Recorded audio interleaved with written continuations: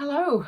So it's been a while since I spoke to you about my birthday dress. My birthday was back in March and it's now nearly the end of July. So apologies because, I know you've all been waiting on tenterhooks to find out what fabric I actually used. So anyway, this is my fabulous birthday dress, and I'll put in some pictures of various twirls and views. But in the end, I went with this beautiful viscose linen from Fabric Godmother, and it has various moons and spirals and stars all over it. And yeah, I love it. And it was perfect actually for this Hettie dress. Because it's got a lovely amount of drape to it, but it also has a wee bit of a tiny wee bit of a structure from the linen. So I'm actually, ultimately, I was really pleased that I ended up using this fabric rather than the one that I had the disaster with. And if you haven't seen that video, I'll try and work out how to link it in this one, but basically in my previous video I went through all of the different toile versions that I made so that I could get this dress to fit, and then also the disaster I had with cutting out my original fabric. It was good though. I mean, it's easy in hindsight to say, oh, it was a learning experience, but actually it was a learning experience because when I came to cut the pattern pieces out of this fabric, I actually realised that because the front has this lovely folded pleat in the front, that even if I had wanted to match up the side seams, I wouldn't be able to, because the front piece is a lot wider than the back piece. So even if I would have had a regular pattern and all of the other things that help you do pattern matching, I wouldn't have been able to pattern match it because the actual front and back pieces were totally different sizes. So now I'm kind of a bit less, do you know what, if it can pattern match, I can. If I can't, I can't. And I'm a bit more relaxed about it, shall we say. So that was good, but I'm really pleased with how it turned out. And yeah, here is my final dress. And if you hadn't watched the previous video, I basically was making this dress for my 50th birthday. I turned 50 at the start of March, and we were going to have a wee party, and I thought, do you know what, I'm going to make myself a dress to commemorate my 50th birthday. So this is it, and I'm super happy with it. And I wore it. We had kind of like a low-key birthday. I didn't want a kind of big family party and that kind of thing. So me and my husband went away for the night to a local spa hotel just further up the East Coast. It's called Archerfield. It's actually a golf resort. Neither of us play golf, but they have a lovely spa there. So we managed to get a package deal, which was a night in a suite with dinner and breakfast thrown in. And then the day of my birthday, my husband treated me to a massage. So I had a full body massage for 90 minutes. Which was just bliss, and I was just completely zonked out by the end of that 90 minutes, and I just about managed to drive home. Thankfully, we don't live too far away, so yeah, it was about all I could muster after this 90-minute hot stone massage, which was just amazing. So that was a proper birthday treat, and it was just beautiful.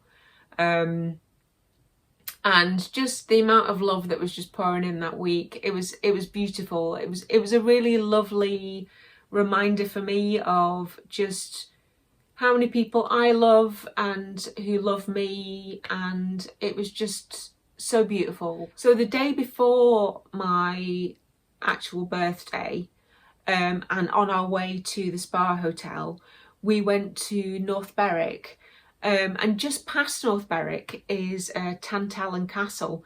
And despite living in Edinburgh for about 20 years and then living in East Lothian for 8 or 9 years, we actually hadn't been to Tantallon Castle before. So we went there, and we were so lucky with the weather. It was a beautiful day, absolutely beautiful day.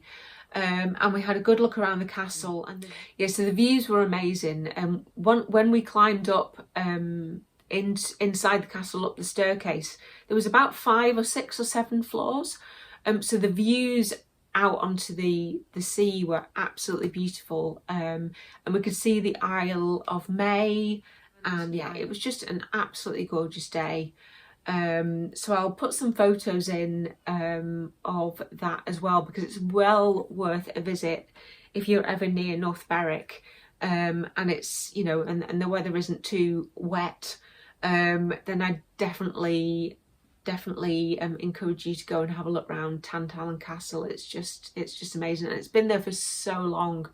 It's just, and from the sounds of it, a lot of people wanted to own it, because of how it looked and because of its position and its location. So it's been bombed and battled in, and it's still going. It's been there for such a long time. So it just shows how well these things used to be built, that it's a testament that it's still standing. But yeah, definitely worth a look if that's your kind of thing. Because my birthday fell on the Thursday, so on the Saturday we had 3 friends come over, and we'd each chosen 10 songs for a dance party. Being 50, I was you know, a teenager in the late 80s, and then away at college in the 90s. So yeah, there were a lot of dance parties that I went to. Really love kind of house music, and the dance music that was around in like late 80s, early 90s. Like, so we all chose 10 songs each. There was 50 songs, and we were all absolutely knackered by the end of the night. We'd asked them to come round in kind of like early evening. We had some pizza, and then my husband put together a kind of a mix, yeah, and we ended up kind of like dancing for an hour, and then be like, shall we have a wee break? So we kind of peppered the night with like dancing, and then a bit of a break, and then dancing, and then a bit more of a break. And my friends, there's a beautiful Italian, Sicilian to be specific, bakery in Leith. So they had bought me this amazing cake. It was so beautiful. It had profiteroles in it. Just exquisite cake. So yeah, at some point in the night we broke to have a cake break. So yeah, it was lots of fun, and we were all shattered by the end of it. But yeah, that was great. So I had a really, really lovely birthday, and of course I wore my dress to the dance party. I was dancing away. I started off wearing some it was a Melissa and Vivienne Westwood collaboration, but they were very high heels, and I don't really do high heels. I'd originally bought them to wear as part of my wedding outfit, and then realised that they were just going to be too high.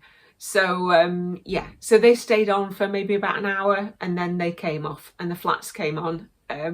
But yeah, because it was still dancing about like a loon for about 5 or 6 hours, which was an awful lot of fun. So there was a sewing related birthday present that I received, which was a new overlocker. So I hadn't owned an overlocker before, but because it was my 50th birthday, I thought, do you know what, I'm gonna ask for contributions towards the overlocker, and so that's what I did. And so initially, like the week of my birthday, I took off work, and there's a sewing machine shop in Edinburgh. It's called David Drummond. So I went into there to have a look at the overlockers that they sold, and I found a Pfaff. It was a Pfaff Admire 1000, and I was shown that, and it looked fairly straightforward to thread and everything. So I ordered that one, and that's the one that I got for my birthday. So after my birthday, I didn't have a chance to look at it that week because of everything else that was going on. But in the weeks after my birthday, I sat down with the instructions, got my head around it, and then started to use it. And after a little while, I thought, this doesn't seem right. I was using the foot pedal, and it wasn't as responsive as I was expecting it to be. And then I would, if my stitch wasn't quite looking right, I would adjust it as per the instructions, but it never quite stayed the same. It was always kind of changing, and then it got a bit wavy, and my stitches would kind of go in and out. And I just thought, there's only so much that you can think, is this just me not knowing how to use an overlocker? But thankfully I went to an overlocking workshop at the end of last year. It was for people who either weren't sure whether they wanted to get an overlocker, or they'd got an overlocker and then didn't know how to use it. So I went along to that, and it was really good, and I actually found the overlocker okay to use. So because I'd had quite a positive experience in that overlocking workshop, I got to the point with my new overlocker where I was like, I don't think this is me. I think there's actually something wrong with the overlocker. So I rang up David Drummond, and they were like, oh gosh, that it seems a bit odd, but bring it back into us, and we'll have a look at it with you.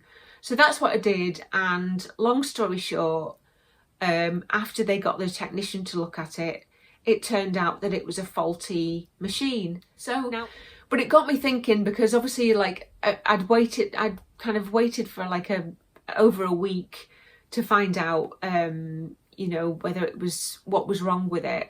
So I'd been thinking to myself, is this actually the overlocker that I want, or is this my chance to actually look at other options? So anyway, when they rang me back, I discussed with them, what my other options could be, and they had suggested a Bernina L450. So David was like, have a look at the L450 online, do a bit of research, see what you think about it, but that might be the one for you to look at next. So anyway, I did my research, and as I was doing the research, it kept popping up that there was an L460, and it had a slightly different motor, and it was slightly a bit better than the 450.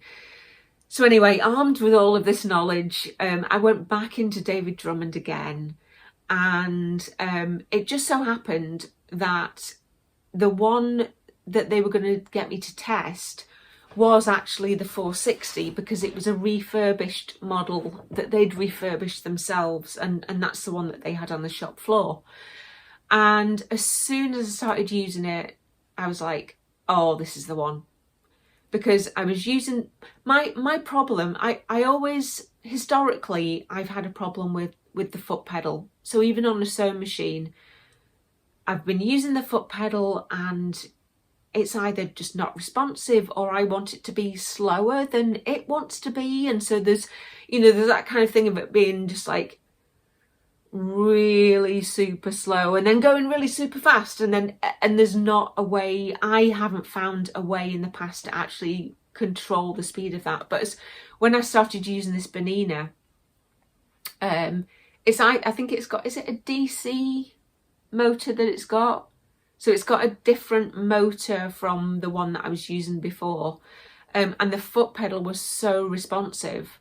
I was like, okay, I can start off. It allowed me to start off slower and then get faster as I went along, and a bit more confident with it.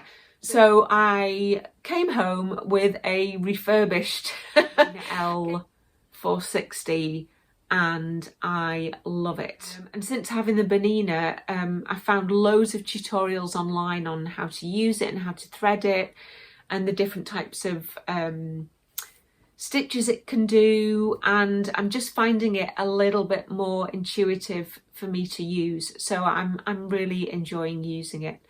So yeah, that was my, again, it kind of seems like with my birthday dress and with the overlocker, I kind of had a few hiccups to start off with, but then ultimately it's kind of worked out. So I feel like that's the same for the overlocker as well.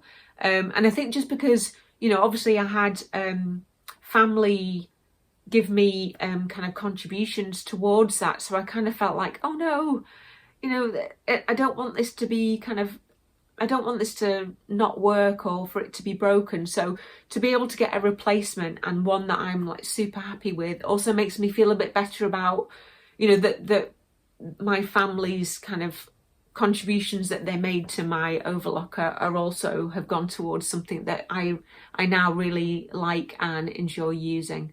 So yeah, it worked out for the best in the end. Yeah, so thanks for watching, and I'll see you again soon. Cheers, bye.